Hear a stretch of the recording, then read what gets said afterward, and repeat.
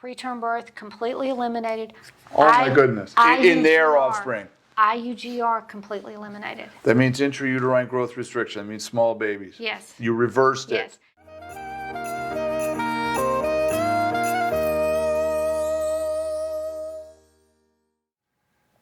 Hello. Welcome to the Dr. Gill Show. This is where we talk about medical matters that matter to you. My guest today is Kaylon Bruner Tran. Welcome, Kaylon. Thanks, Gil. It's great to be here. Well, Kaylon has been my friend for now maybe 15 years. Let's say 10. Let's say 10. Kaylon is a PhD. Mm-hmm. You're the director of the Division of Translational Research at Vanderbilt. Yeah. You're a professor of OBGYN at Vanderbilt, and you're also an adjunct professor at Meharry University. Meharry Medical School. Meharry Medical School, Yeah. down the road from Vanderbilt, in Nashville. Now, Kaylon, we originally met because we were interested in nutrition. Yes. We were in a NutriSig. a NutriSig, a nutritional special interest group that you helped start up a number of years ago. And I've just been fascinated by your research over the years and all the amazing stuff you have been discovering. Now, a lot of this is in the lab and involves, PhD level stuff and basic research.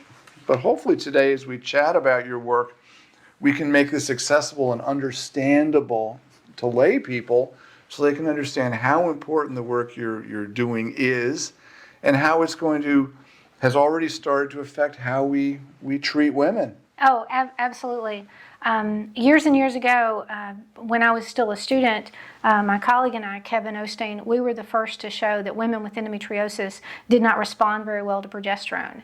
And that has absolutely changed the way endometriosis patients are managed. And so, the work we do in the lab, we use mice, we use tissues, it's called ex vivo or in vitro tissues. We take tissues from patients and we study those in the lab. And there's a huge amount of information we can gain from that then can be transferred to the clinic. Fantastic. And just some background, endometriosis is a condition mainly of women. It causes a lot of pain, a lot of infertility, and a lot of suffering. Yeah, absolutely. It's a terrible disease. Terrible disease. 40% of the women who come in my clinic for fertility treatment have it right off the bat, about 40%. And it takes 10 years for it to be diagnosed. It takes a long time. So frustrating. It's very frustrating. And all I have right now is surgery. And I do special surgery for endometriosis, and women come to me from all over the country to have this bad disease essentially taken out, cut out through surgery. And the causes of endometriosis are mysterious. The reason for endometriosis, which is the lining of the uterus growing outside in the pelvis usually, the reasons for that are very controversial. Yeah. Old theories appear to be falling apart, and new theories coming to the fore. It is just not clear, but it's a mysterious condition, causes a lot of heartache, and we need more basic science to understand it and learn how to treat it. We do, but I think I'm going to disagree with you a little bit. I think the old theory stands, Sampson's theory of retrograde menstruation. I think that stands. But I think what's different is that Mary that has endometriosis, it may be because of retrograde menstruation, but Julie over here may have a different mechanism that brought her to that disease. And it all looks like endometriosis. It all looks the same. Different flavors. Yes. And there's endometriosis that invades the wall of the uterus. Absolutely. That's sometimes called adenomyosis. Yes. Causes a lot of heartache as well. And is that the same disease or a completely different disease? We don't really know. We don't know. But it has a lot of the same phenotypes. Yeah. So what you mentioned is really important. The vast majority of women with suspected endometriosis are put on birth control pills because they're safe and they're cheap. Right. And they have a lot of progesterone type medicine in them, but sometimes it doesn't work. Yeah, about 70%, at least from our experience, about 70% of women with endometriosis do not respond very well to progesterone. They may have some response, but not a robust response. But like you said, birth control pills are cheap, they're accessible, and if they work, that's great. Right. So that makes sense for that to be the first line of defense.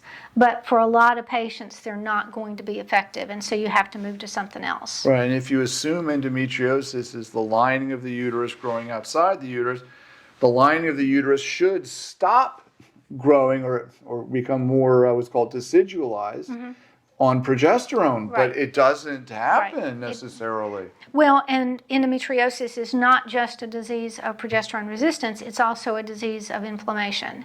And so women with endometriosis have systemic inflammation and systemic problems. Women with endometriosis often have bowel issues or bladder issues. And so it's not one disease, it is a systemic disease. It's not just a reproductive disease. So there's lots of other side effects, and its effects on fertility and embryo implantation also very controversial in some quarters. Not in this quarter. Not in this quarter. Yeah. I think it decreases embryo implantation Absolutely. and the inflammation. Well, it certainly is a very reasonable thing to assume. So you've done a lot of basic research on that, and maybe we can get into that a little more. But I believe your first, was it toxic? Was it poisons or what you now call toxicants? Is that what got you into this field? No, I started in endometriosis, and a study came out when I was actually a graduate student. It was in 1993. Sherry Ryer and other investigators looked at a monkey colony that had been exposed to a compound called dioxin. Dioxin, the famous toxin from Agent Orange, Yes. Vietnam. Yes. And they found that monkeys that had been exposed to dioxin were more likely to develop endometriosis, and not just endometriosis, but a very severe form. I mean, some of the monkeys actually died from endometriosis, and it's not generally a disease that you die from. But of course, monkeys can't raise their hand and say, I'm in pain, I'm hurting, something's wrong.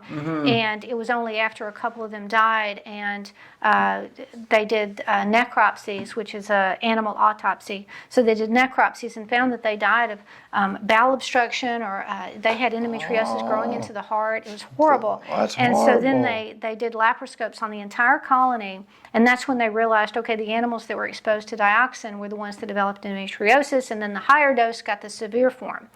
And so Kevin and I looked at that data and we were scratching our heads going, well, at that time, dioxin was thought to be an estrogen mimic. And so, an anti-estrogen. An estrogen blocker of sort, or Right, and so if it blocks estrogen, it should have prevented endometriosis. That it didn't make sense to us. And so we started looking at dioxin in the laboratory, and it was our group that actually was the first to show that, okay, yeah, dioxin can act as an anti-estrogen, but it can also act as an estrogen mimic. It depends on how much estrogen is around. But much more effectively, it blocks progesterone action. And so that's when we got very interested in looking at dioxin and began to understand it. And then Kevin went to a meeting. So then after the Sherry Ryer paper came out, lots and lots of people were saying, they did these epidemiology studies where they'd say, okay, this woman has endometriosis. How much dioxin does she have in her serum? in her blood. Yeah. And so you can imagine the data was just all over the page. You could pick out 4 or 5 studies that said, oh yeah, dioxin endometriosis, they're like this, and then 4 or 5 others that said no, there's no correlation. And Kevin and I were looking at that going, well, endometriosis doesn't occur overnight. This is a long-term thing. Yeah. And so he had gone to a meeting and heard Jordal, I've forgotten his first name. Randy Jordal. So he had heard Randy Jordal speak and talk about this new concept called developmental origins of health and disease.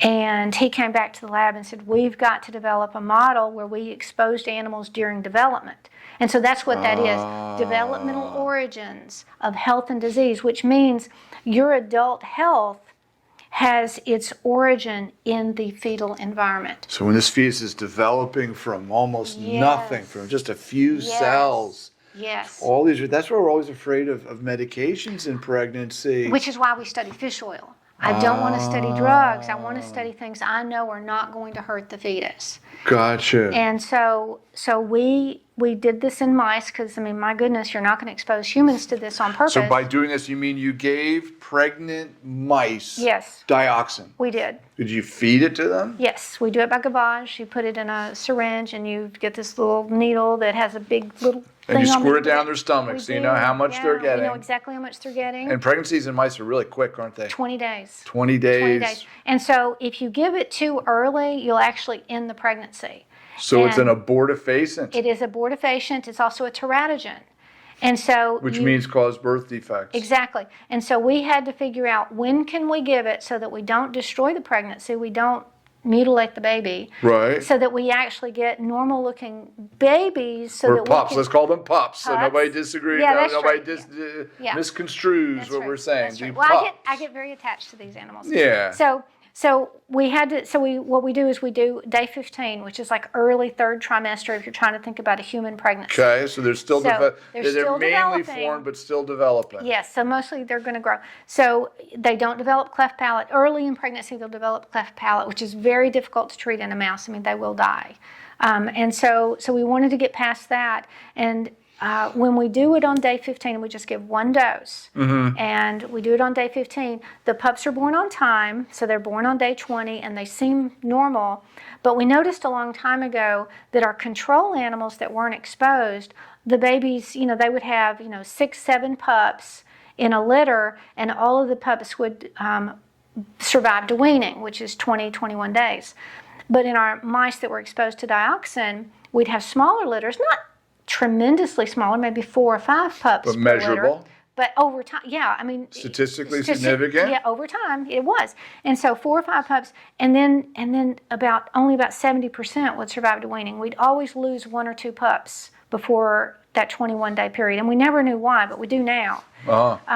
So over time, studying these animals, and then when those animals grow up, so the mom that's exposed is the F0, so she's the founding generation. Okay. And so her first pups are the F1.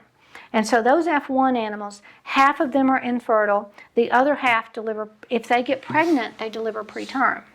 And all from just the maternal exposure Yes. in utero. Yes. And so for a long time, we just studied the female pups.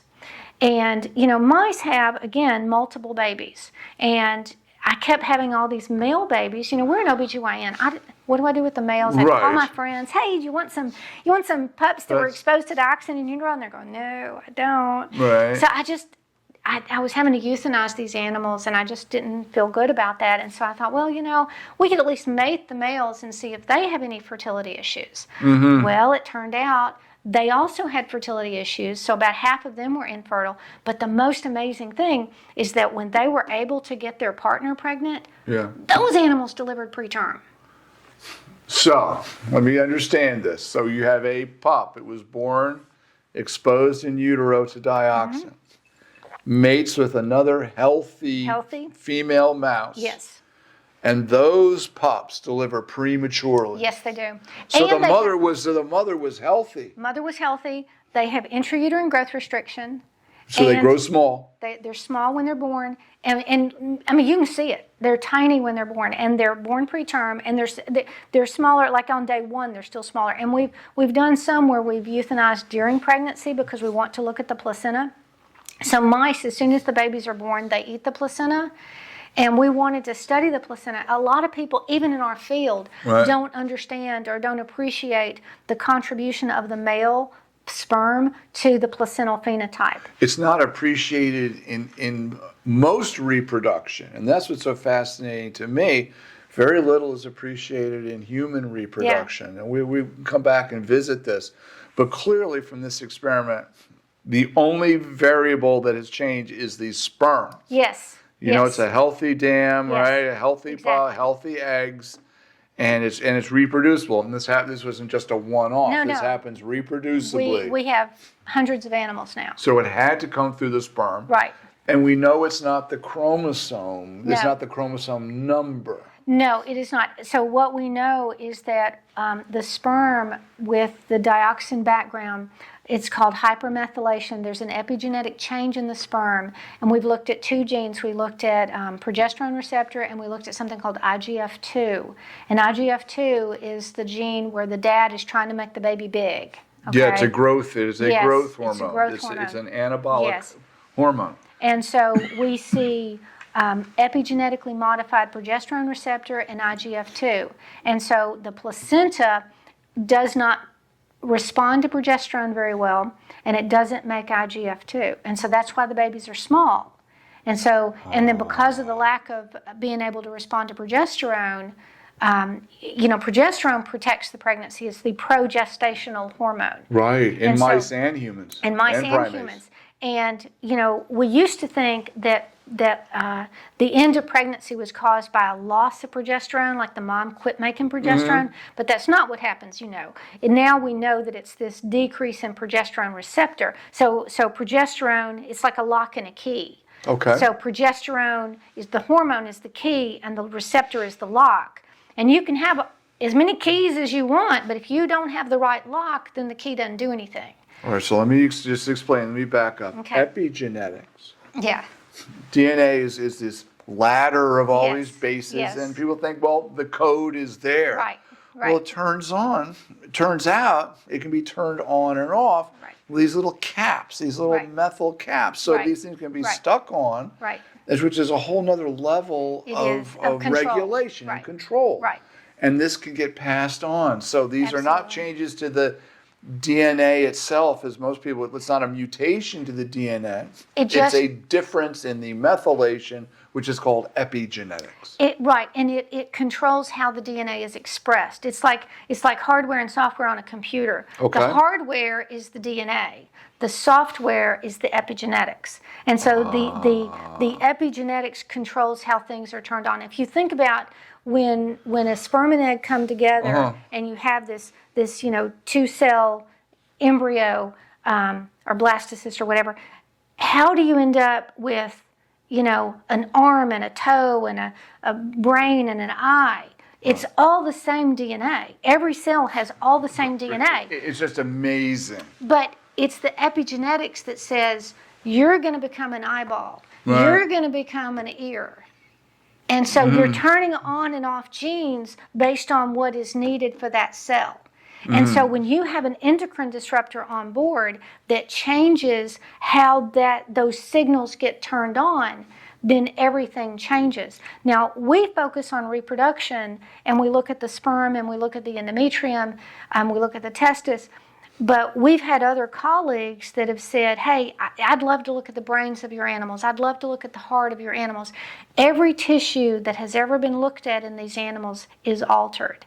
And, I had a graduate student from Meharry that just did her PhD in my lab, and she was curious, why does 70%, only 70% of the F1 pups survive to weaning, whereas 100% of the controls survive? Okay. What's going on? And well, she found out, she looked at their lungs, she looked at their intestine, and they're developing diseases called bronchopulmonary dysplasia and necrotizing enterocolitis. These are diseases that human babies that are born preterm. Then these are big common problems. These aren't esoteric, they're not orphan diseases. These are the big ones. These are big diseases. And so when we have babies, and this is coming again from mom or dad, either one. Now, if I take a male that's exposed to dioxin and a female that's exposed, they're infertile. They do not have babies. Oh my God. So they're both compromised, and so if I have a healthy female and a compromised male, then we can get babies. But the babies are not, and again, they're pups. We do this in mice. The pups are not healthy. They're less likely to survive to weaning. They're more likely to just die for no reason. I mean, we get calls all the time from animal care that says, "Oh, you got a dead animal," and we don't. And they shouldn't. There shouldn't be anything wrong with them. The control of the healthy animals, they're eating their chow, doing fine. Getting fat. Right. Now, have you followed this to generate the F2, the F3, all the generations down the line? We went out 5 generations along the female, and we've only gone 3 generations in the male. Now, it's important to go to 3, because going back to the epigenetics, when you're a pregnant female, obviously, if you're smoking, sometimes women smoke during pregnancy. So you're smoking, you're exposing mom, and you're exposing the baby. Okay. You're also exposing the germ cells that are present in the infant, the fetus. For the next generation. That has the potential to be the F2. That's right. The eggs that are forming. I love showing, Yes. when we do a lot of early pregnancy scans, we see the sac in the uterus. Yep. There's the fetus, and there's this little yolk sac over here. Yep. And this yolk sac is making these germ cells that are going to infiltrate the gonads that are making the eggs and the sperm that are going to be your grandchildren right there. Yes, and so it's it's just amazing. So it's very important if you're thinking that you might have an epigenetic effect, it's important to look at that F3 because if you have an effect in the F3, then the only answer is that it's an epigenetic occurrence because you know it's not a direct. You have found? Yes. If we have effects in the F3, F4, and F5 on the female side. Now, on the male side, we've only gone to the F3. So I want to be careful. I think that we will see, if we went to F4 and F5, I think we would still see effects. I don't know how long. Now, it gets better. Every generation, it's better. Okay. But we still are seeing effects at F3. And the reason, if you can imagine, it's a huge mouse colony. Oh, the geometry. I'm seeing the numbers going to infinity pretty quickly. And you just can't. I mean, and I'm very cognizant of the work that we do is funded by the American taxpayer, and so I'm very cognizant. And you can't mate siblings, you can't mate cousins. I mean, we have to be very careful. So you have to keep the colony as small as you can, but then you want to answer these questions. And so that's why we stopped with the F3 on the male side. Now, what did you find in the F3? I assume you mated them to healthy. We did. To healthy, we did. Are they called dams? Yeah. Well, a pregnant mouse is called a dam. All right. So to a healthy female mouse. Yes. And so in our F3 male, we have about 30% that are infertile, but the ones that are able to get their partner pregnant, we see about 25 to 30% deliver preterm. And of the animals that are born, even the ones that are born at term, we still see the intrauterine growth restriction. They're still a little bit smaller, and they have this risk of bronchopulmonary dysplasia and necrotizing enterocolitis. Now, but the best part, because I don't want to make animals sick. Humans have issues. But we need to learn. These are the tough decisions of life. It is. But my goal in life, Gil, is to put you out of business. I would love it. I'd rather be fly fishing, Kaylon. Yes, and I'm doing everything I can. So what we do, and the whole reason we did, because the great thing about epigenetics is it's not permanent. I mean, we can't fix a genetic mutation. At the moment. But if you've got software on a computer, you can reboot. You can take it out. Put in a patch, whatever they do. Exactly. And so what we do, and so inflammation is at the root of pretty much every disease. And progesterone is the great anti-inflammatory hormone. Oh, and that's important for everyone to know. Yes. And so, all right, well, if inflammation is the problem, premature birth is absolutely an inflammatory condition. And so caused by many things, low-grade infection being one of the big ones. Cavities, yeah. And so if you think about inflammation, then how do we fix inflammation? And so one of the first things we did was we put our females on fish oil. Okay, so what made you think that pure omega-3 oils were going to be helpful for the... I love this story. This story. So this goes back years and years. Well, we were looking at fish oil before I'd ever even heard of epigenetics. So 20 years ago, or maybe even a little more. My youngest son is 20 years old. So I was breastfeeding. Okay. So, and I don't remember which son it was, but anyway, it's not important. But I was breastfeeding, and I was trying to get them to wean, because they just didn't, I'm working. You're busy. You're going to school. Enough's enough. Anyway, right. So, and they, Keaton, I think he was over a year. So, I mean, it was time. Okay. And so I'm at Costco trying to pick out, formula. And this can said, now to be more like breast milk with DHA. And I'm going, DHA. Oh, yeah, that's a fish oil fatty acid. And the reason I knew that was because a friend of ours, Esther Eisenberg, who was an MD at the time, she was treating her endometriosis patients with high-dose fish oil. Because it's an anti-inflammatory, and so she was trying to avoid surgery, and so that was kind of her first line of defense. Where was she in the world? She was at Vanderbilt. At Vanderbilt? Yeah, she was at Vanderbilt. Okay. And I think she was Division of Reproductive Endocrinology at the time. Anyway, so I knew Esther was treating her patients with fish oil, and so here I am, and the reason I'm looking at this formula, to be more like breast milk, it's got fish oil in it. There was a study that had just come out of Japan, And we knew that they were doing this study. It was kind of an epidemiology study, and they were interviewing women. So in Japan, they burn all their trash. So again, this goes back to our dioxin. Really? Well, it's an island. It's an island. They burn all their trash. Very, very, very little space. Okay. Yeah. And okay. so one of the consequences to that, incineration produces dioxin. And so they have a lot of endometriosis in Japan. Yes, they do. And so there was this study, and they said, because remember after the Sherry Ryer paper came out and said dioxin and endometriosis kind of go together, so this group in Japan had this idea. They said, well, we're gonna interview a bunch of women, and we're gonna say, do you have endometriosis? Were you breastfed as a baby? Because they were thinking that the breastfed babies, because of the dioxin in the atmosphere, that the breastfed babies would be the ones that were more likely to have endometriosis because they would have gotten more. Dioxin gets dumped into the breast milk. Okay, or it's fat soluble. Right. Okay. Right. Maybe even concentrates. Okay. Right, and we know that it does get into the breast milk. That's not even a question. So the assumption was, going into the study, the hypothesis was that the babies that had been breastfed as a child or an infant, the babies that had been breastfed, they would be the ones that would grow up to develop endometriosis. They found the opposite. The breast milk was protective. Protective. So what was in the breast milk? Don't you love it? I love it. Don't you love it when it doesn't? I love it. And you stay, and that's what science is about. You follow the evidence. The best data comes from the things we don't expect. Yeah. Hands down, over and over again. And so I always tell my research assistants, I will have a hypothesis, and it may be wrong. I said, just the data is the data. I said, but you have to have a question that you're asking.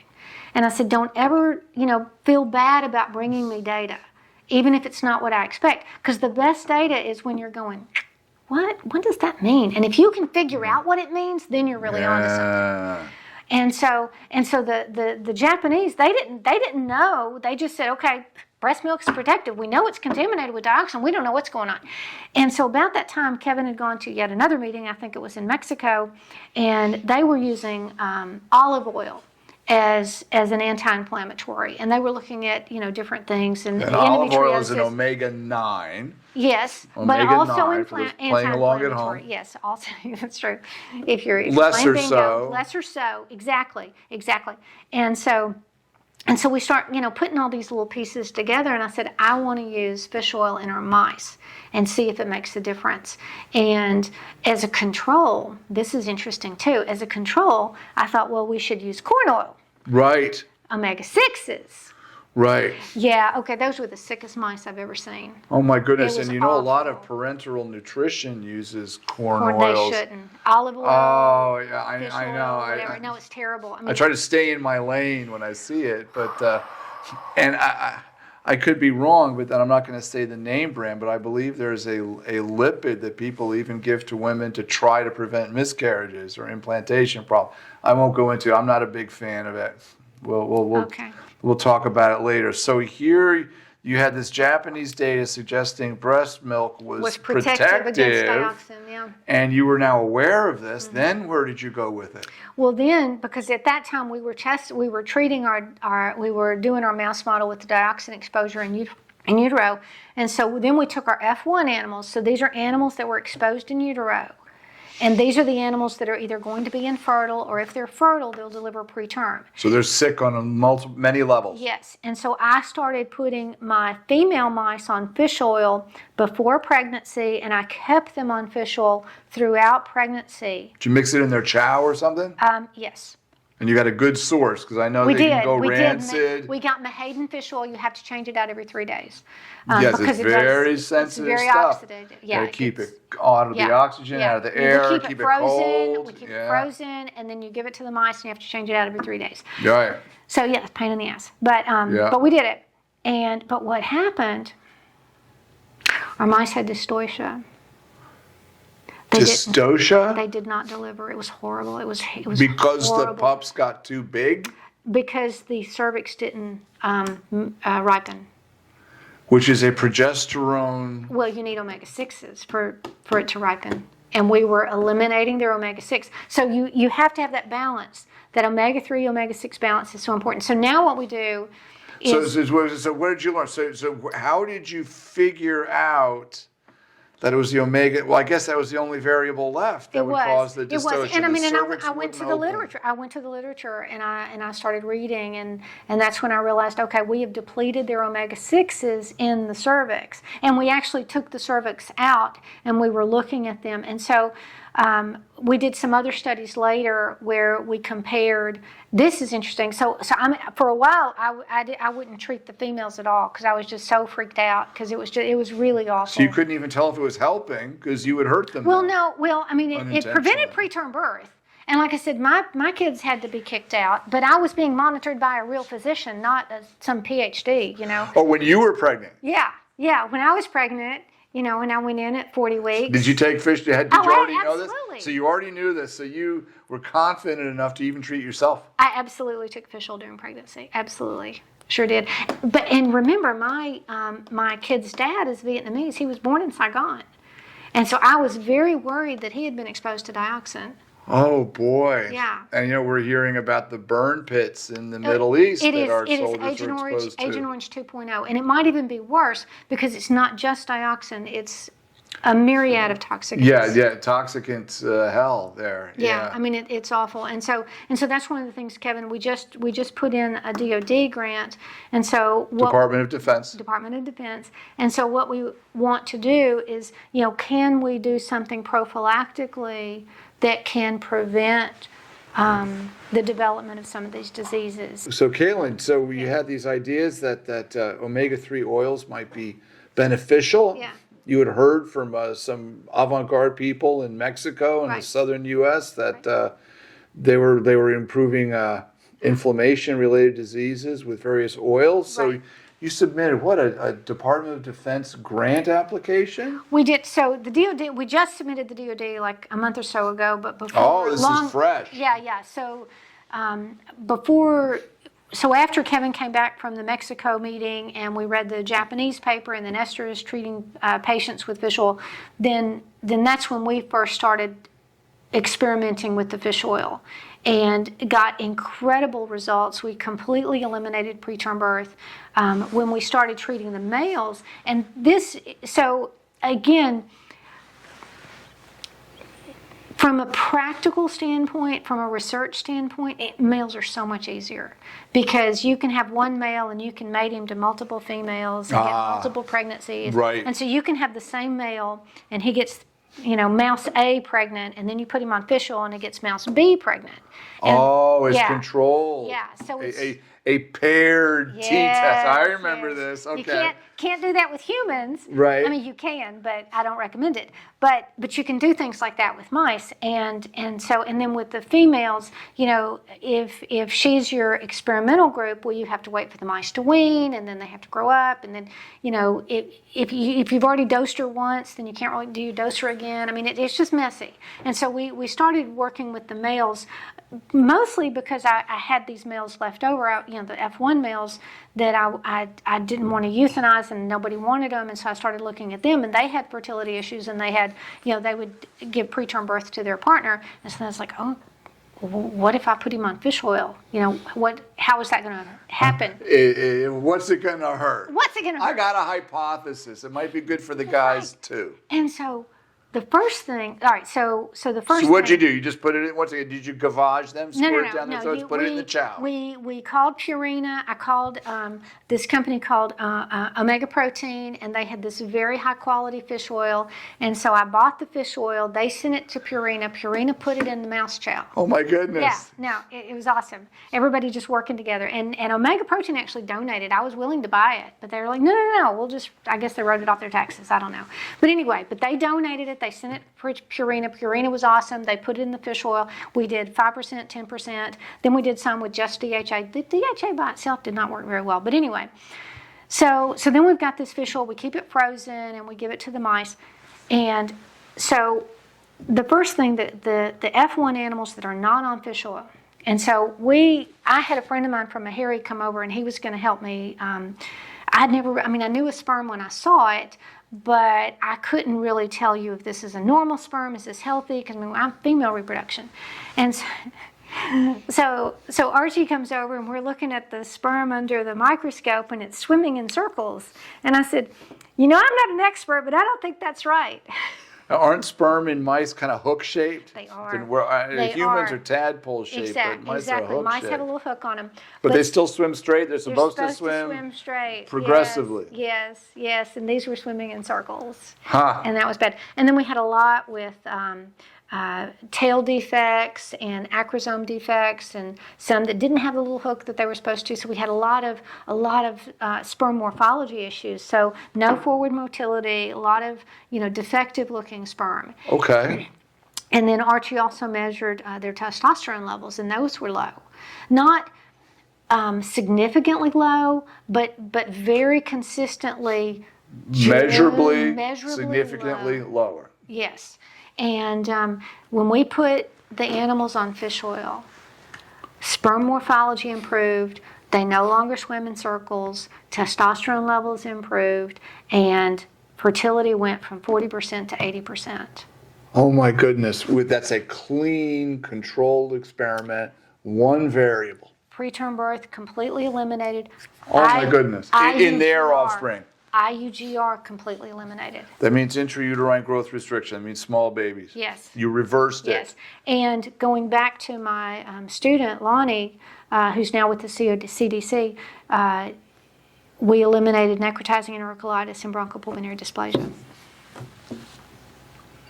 So now we've written a DoD grant, and we want to see if we can prevent endometriosis.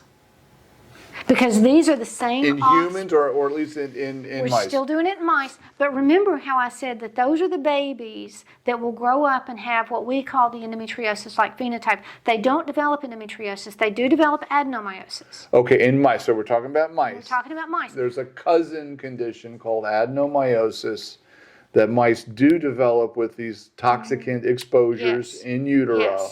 Yes. And it happens dependably. So if you can prevent it, that could be powerful scientific data. Right. And so if we can take our animals that we've treated with fish oil and watch them grow up and prevent the adult onset of disease. So we've prevented a lot of the infertility issues, but we haven't actually looked to see if we've prevented the endometriosis phenotype. And I feel like we have. We just haven't had the money to look, and so that's why we've written the DoD grant. Well, that's very exciting, Kaylon, where this could go. Because in humans, you're not going to know for 20 years, whereas you might know in mice in a few months. Exactly. That's exactly right. But if you've got a patient, and you said a bunch of your patients have endometriosis. I have young women who shouldn't have adenomyosis, Kaylon. I've seen more. It seems more and more of them recently. I suspect they have endometriosis, but usually an older woman who's had babies, surgeries to the uterus, all these other reasons for the lining to grow in. But some of these women are getting into adenomyosis and endometriosis without ever having had children. Wow. Well, and it just befuddles me. Yeah. And now I can't say would this have happened 100 years ago before there was much dioxin or other toxicants in the environment, but it certainly makes me think. Mm-hmm. It absolutely does. And if you've got patients that have endometriosis, they have endometriosis, they're in your clinic, and then you success, and you do it all the time. You help them become pregnant and have their baby. So now this woman has a daughter who's also going to be at risk of endometriosis. He's running families, Kaylon. So now, what if you can tell that patient, watch her diet, make sure you keep her on an anti-inflammatory diet throughout her puberty, throughout her life, and keep her out of your clinic when she's 25. Well, that's the goal. That is a wonderful goal. And I don't think it'll put me out of business because there's so many other causes of infertility. I'm sure I'll be plenty busy. And I'm hearing from dependable, reliable, smart sources that population collapse is on the horizon around the world. The sperm is tanking. Sperm is tanking. Policies for many reasons. There's going to be population collapse coming. So I would be glad to lose this, let's say this part of my business. So let's get practical now. All right. If you are convinced that an anti-inflammatory diet, or we want to call it lifestyle, is valuable in reproduction, it may have effects on downstream generations to come. Absolutely. Let's talk real world here. What is an anti-inflammatory diet in your opinion, and what can we do to our inflammatory lives and lifestyles that would be some practical advice we can give to people, acknowledging it's still early, acknowledging that we're not over-promising. Well, I think that there's not any question that the Mediterranean diet, more fish, less red meat, no fried foods. I mean, if you I have a problem with the Mediterranean diet. But you know what I mean. I know what you mean, but there's 23 countries around the Mediterranean. What is the Mediterranean diet? Right. Yeah, what is? So A, there is. I will first argue there is no Mediterranean diet. Well, and second, I will argue that the meat, what we call red meat, which could be goat and as well as beef, as well as all these different beef. Okay, well, in my mind, red meat is beef. Red meat, right. I would argue that American, currently created American red meat on CAFOs, on eating corn, sitting in their own feces for a few months while they fatten up, is a very different animal from... Right, but you're right, and so that goes back to 100 years ago. Right. And what were we? We weren't sitting at our desks for 12 hours a day staring at a computer screen. Well, now you're making it really complicated. But I mean, I think it's all of those things. It's not just the crap we're putting into the environment. All right. But it's our sedentary lifestyle. It's changes to the production of food. And many different facets. Right. So let's not get away from this Mediterranean. So maybe we can distill this. Okay. Let's say, is it fair to say a Mediterranean diet is more whole foods and more fish? Is that fair? And more colors? More colors, I think so. I think and that's... maybe less processing? Yeah, well, yes. And actually, if we're going to, if we want the simplest thing possible, I think... the least processed, the better. Something you can, I like to tell people, something you recognize. It's on your plate, you know what it is, and you know where it came from. Right, exactly. And if you go to the grocery store and you pick it up and you've got 1,200 ingredients, then but and it's in a box that lasts forever. Exactly. Right. Those are red flags. Okay. Now help me more with these oils. You said that if you completely swamp a mouse with omega-3s and you swamp out the omega-6s, that's bad. It can be. But what is this I hear about high omega-6 to 3 ratios? Tell me about these ratios that you understand. Yeah, so 100 years ago, the hunter-gatherer diet or whatever, humans consumed a diet 2 omega-6s to every omega-3. Okay, so you have data on this. You can infer this accurately. Yes. So about 2 to 1. Yes, just right about. So there's no debate about that. There's no debate about that. Okay. But among humans now in the United States, it's very common to see 15 to 1. Oh my goodness. Or 20 to 1. I'm from Mississippi. Oh my goodness. In Mississippi, where so many people eat fried foods that are coming from soybean, corn oil, these seed oils. The ratio can be 40 to 1. 40 to 1. And so that's a problem. And we know that is pro-inflammatory. Pro-inflammatory. So you absolutely need omega-6s for wound healing.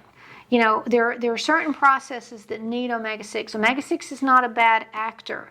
It's just everything in balance. I mean, your and ratios and context. Yes. Oh, that is astounding, because those are the areas of the country that also suffer from morbid obesity, diabetes, and all these other birth. And preterm birth. Yes. Right. So now, tell me. Olive oil is an omega-9. It's this bond is 3 more down the chain. Right. Well, where does that fit into all this? I've heard that omega-9s are kind of neutral in this. Steve Grundy, is it Gundry? He's really big. I get ads for him all the time. He's really big into olive oils and whatnot. What's your feeling about those? Olive oil does have some anti-inflammatory effects, and again, when we were first doing our work with the fish oils, and I was trying to figure out, okay, what's going to be my control oil? I felt like I needed a control oil, and I looked at olive oil, and I was like, well, that's got some. It's not as powerful an anti-inflammatory as omega-3. So omega-3, you'll end up with the resolvins and some other things that if you follow the pathway. And so what's interesting and I honestly don't know enough about how omega-9 is the metabolism of it. But when you look at omega-6 and omega-3, they have what's called the rate limiting step, the same enzyme that's used for the rate limiting step. Okay. And if you have too many omega-6s, that enzyme gets pushed over to the omega-6 pathway. So these there's a preferential. They don't work alone. They get metabolized. They go through our system. And so then with the omega-6s, you end up with cyclooxygenases and things like that. Whereas with the omega-3, when they're metabolized, you get to the resolvins and those prostacyclins and those types of molecules that are more. I love using Chinese medicine, more yin than yang. Yeah, exactly. They're the softer, the less inflammatory rather than the hard pro-inflammatory, the hotter molecules. Exactly. And so, again, you need omega-6s, but we get plenty of those in our diet. You don't have to. You don't have to look. You don't have to look far. You don't have to look for those. But omega-3s, most Americans don't get enough, and every cell in your body needs it. So if you think about, how cellular physiology works, you want cells that are soft and fluid, and so women who are pregnant and often talk about they just feel stupid. They just feel like they can't do simple math. They can't remember things. Brain fog of sorts, Absolutely. Absolutely. They just, the pregnancy stupids. And it's because your baby has to have those omega-3s while they're developing. And just like if you don't get enough calcium, it's going to take it from your bones. It takes from the bones? Absolutely. And so if you're not getting enough omega-3s, it's going to take it from your body. And your brain needs that omega-3. And so if your baby's taking it, then your brain's not going to work the way it's supposed to. And sperm needs to have omega-3s so that it can... Omega-3s to just, to function. Exactly. And so, again, it's not a panacea. It doesn't fix everything. But that ratio is so important. And it's definitely a major piece of the puzzle. That's fascinating. Now, this DOD grant, so you might start getting papers out in a few years if you get the grant? Yeah, well, we'll keep writing anyway. I mean, I've got one that's due now, one that's due November 30th.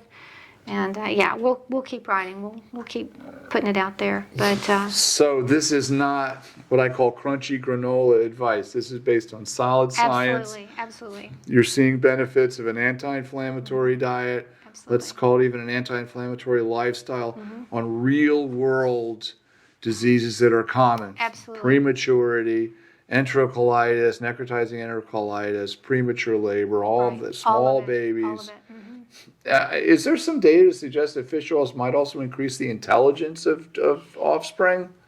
I've heard somewhere, I can't quote a paper, that it may be like 5 points. You might be able to measure, or was that just wishful thinking? I haven't seen that data, but I go back to functioning of the brain.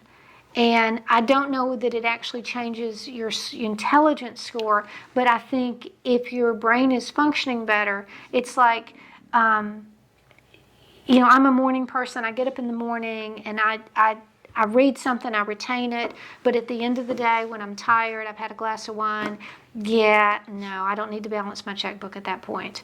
Gotcha. So I think it's more like that. I think the omega-3, if it's doing anything, it's just helping you be your best self. I don't think it's making you more intelligent. I think it's just helping you reach your potential more. That's my opinion, though. I wanted your opinion. That's right here, Cal. I value your opinion. You're a very special colleague and a very special friend.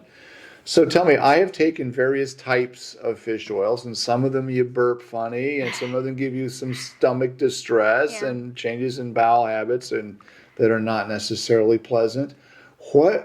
How would you recommend someone actually get some omega-3s or some fish oils into their diet Okay. that are the highest quality, that cause the least amount of stomach problems.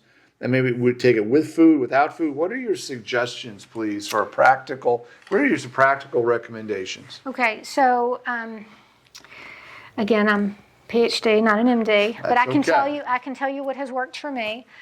You definitely want to take a high quality fish oil. I love generics, but not this time. Not this because one. you want to make sure that you've got a high quality. You want to look for that USP. So over-the-counter supplements are not regulated by the FDA. Okay. And so, but what companies can do is submit their product to the U.S. Pharmacopoeia, and those go through a test system, and it says, okay, I've got X amount that I say is in this product, and then the USP measures it and says, oh yeah, you do.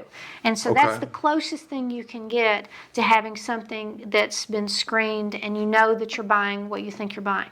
So that's the first thing. Look for that USP seal.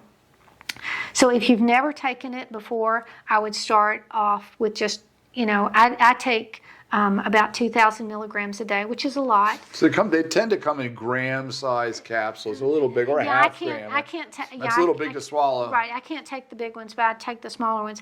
But what I try to do is I take 2 in the morning and 1 at night, and I do take it with food. With and food. That does help, but you might not want to start with that much. I would kind of build up and see how you do.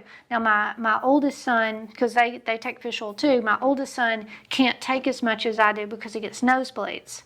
And so it is an anticoagulant. And so, so you want to think about, if you have a bleeding disorder, then you definitely want to talk to your physician before you start taking fish oil, because it does reduce coagulation. I can take that much without any problem. My youngest son can as well, but like I said, my older son can't. And so I think you want to build up, take maybe, 1 or 2 in the morning, 1 in the morning, 1 at night with food. And if you tolerate that, then you can build up. But then if you don't, you back off. I mean, you're not going to overdose on fish oil. But you do want to be, pay attention to your body, and it'll tell you. Because I remember one time I was on this salmon kick, and I was eating a lot of salmon, and I was taking my fish oil. Wild caught. And I think I overdid it. Okay. It's just like, okay, maybe I should back off on something here. But pay attention to your body. And there should be some type of regimen that you can work to. Yeah. That's tolerable, hopefully not too expensive. Right, and back off on the McDonald's, Right. And don't get me wrong, I love McDonald's French fries, but everything in moderation. The story of McDonald's French fries, it used to be fried in beef tallow, right? And then they tried to get away from saturated fats, and not realizing the beef tallow was probably the best oil they could have chosen after all these years. I know. Yeah. Now, well, we used to think butter was bad, and now we realize I live on butter. Butter was so much better than... I live on butter. Yeah. So, is there anything else about your research you'd like to share with me today as we wind this down? Anything else exciting in your world that you're discovering, or directions you might see things going? I still am very excited about being able to treat the male and appreciating how important dad is to pregnancy and child health. And I don't think his role is appreciated enough. And so that's what I'm excited about. And in an REI clinic, and I'm sure you've experienced this, Kevin has an REI clinic, and the dads are just, they feel so left out of the process. And I think bringing the dad back in and saying how important he is to having a healthy pregnancy and a healthy baby. He's not just a sperm donor.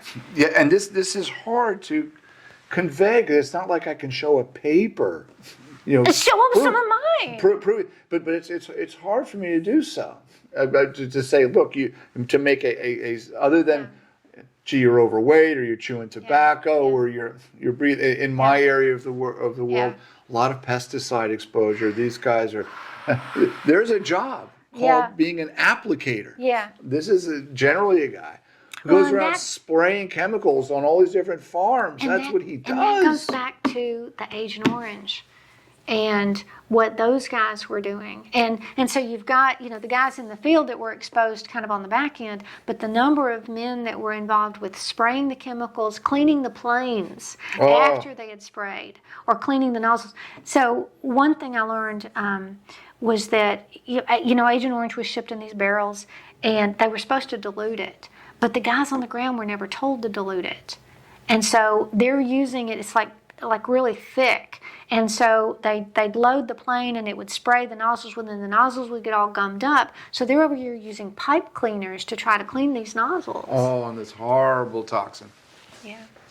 That was not supposed to be toxic to humans, but it was. So I will certainly tell you, Kaylon, that I suspect there are male issues, male health issues, diet issues, sperm issues that do affect the offspring. I also suspect they contribute somewhat to recurrent miscarriages. Absolutely. That's harder to study in mice. And harder to study in humans too, because other than abnormal chromosomes in men, there's no guidelines. But they make the placenta. They make the placenta. So I've got a feeling, this is my opinion, that researchers like you are going to get more and more information. We're going to learn more and more. And it's not unreasonable just to tell the male partner of a couple having trouble conceiving and having a healthy baby that your health matters. Absolutely. And someday we'll show that it does contribute to human reproduction in profound ways. Yes, absolutely. Well, Kaylon, what a fascinating conversation. I've learned so much today. I want to tell you, I really value our friendship. It's been wonderful knowing you over the years. Bravo on your continued work. Bravo on having more grants go out. I hope, may you be funded. People may not know, getting a grant funded used to be 24%. Now it's like 4%. Yeah, it's tough. Very few grants get funded. But hopefully yours rises to the top. You get funding. And I look forward to all the great stuff we're going to learn from you in the coming years. Thank you. It's been awesome to be with you. Thank you so much for the interview, Kaylon. Thank you.